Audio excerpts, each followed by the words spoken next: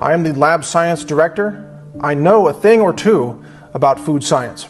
Now, what they have invented, when I say they, I'm talking about the genetic engineers, not only have they found a way to put these genetically engineered traits into food crops, they've now found a way to cause food crops to grow RNA fragments that can be specifically targeted like bioweapons to interfere with the physiological processes of targeted species that might eat the food. Now, this technology is called RNA interference technology. It's relatively new compared to GMOs, relatively new.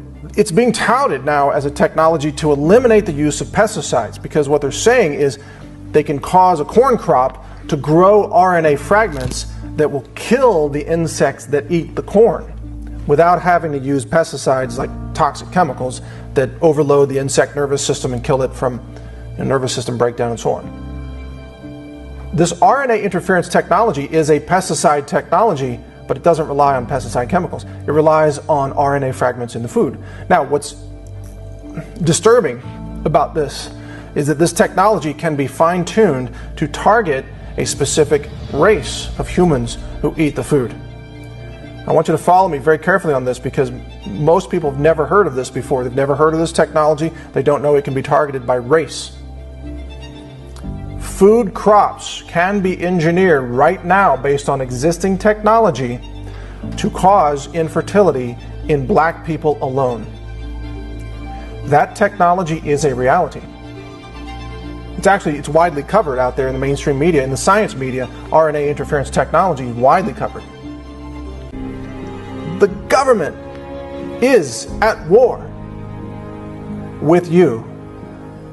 If you're black and you're watching this, the government is at war with you, and they want you to exterminate it, and they control the science funding, which means there will never be money for any genetic science of the food supply to uncover this truth.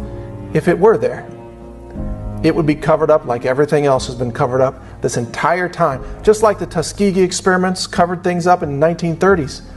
Nothing has changed, except the technology is more advanced. The covert technology is more covert.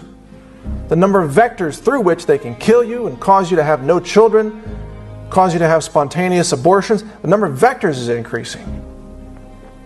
You are being targeted. And like I said earlier, to some extent we're all being targeted.